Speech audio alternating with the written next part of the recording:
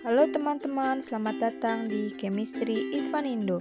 Di video kali ini kita akan membahas mengenai larutan elektrolit dan non-elektrolit. Stay tune. Nah, pertama-tama kalian amati dulu nelayan yang sedang mencari ikan menggunakan alat setul listrik di laut. Mengapa ikan dapat mati meskipun tidak terkena langsung alat tersebut? Hal ini dikarenakan adanya sifat daya hantar listrik yang dimiliki oleh air laut. Air laut mengandung ion-ion. Nah, ion-ion inilah yang menyebabkan air laut dapat menghantarkan arus listrik. Sebelum kita membahas mengenai larutan elektrolit dan non-elektrolit, kita perlu mengetahui dulu apa itu larutan. Nah, kalian tahu apa itu larutan? Nah, kalau kalian masih bingung definisi larutan itu apa, pasti kalian tahu ini. Apakah larutan garam adalah contoh larutan? Yap, jawabannya adalah benar. Larutan garam merupakan contoh dari larutan. Apa sih larutan itu?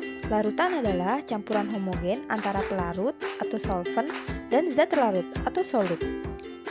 Contohnya, di dalam larutan garam. Garam disebut sebagai zat terlarut dan air disebut pelarut. Nah, ini dia ada beberapa contoh lain dari larutan.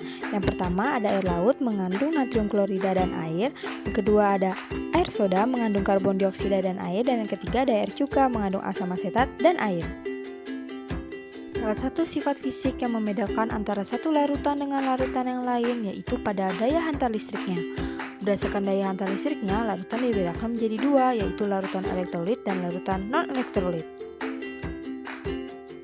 Larutan elektrolit. Menurut pakar kimia dari Swedia, Arrhenius menyatakan bahwa larutan elektrolit adalah larutan yang mengandung ion-ion, yaitu partikel yang bermuatan listrik, yang dapat bergerak bebas, sehingga larutan dapat menghantarkan arus listrik. Bila larutan dihubungkan dengan sumber listrik dan lampu melalui kawat penghantar, maka lampu akan menyala. Inilah ciri dari larutan elektrolit. Salah satu contoh larutan elektrolit adalah larutan garam. Larutan garam mengandung air dan garam. Senyawa yang terdapat dalam garam adalah natrium klorida atau NaCl. Senyawa NaCl akan larut dalam air dan terurai menjadi ion-ion Na+ dan ion-ion Cl-. Bila larutan garam diuji daya hantar listrik, maka dalam larutan terdapat ion-ion Na+ yang bergerak menuju elektroda negatif dan ion-ion Cl- yang bergerak menuju elektroda positif. Sehingga lampu dapat menyala akibat adanya aliran arus listrik yang dibawa ion-ion. Pada NaCl juga akan muncul gelombang-gelombang gas di sekitar elektroda. Larutan non-elektrolit. Larutan non-elektrolit adalah larutan yang tidak dapat menghantarkan arus listrik. Salah satu contoh larutan non-elektrolit adalah larutan gula. Larutan gula mengandung air dan gula. Senyawa yang terdapat dalam gula adalah glukosa atau C6H12O6.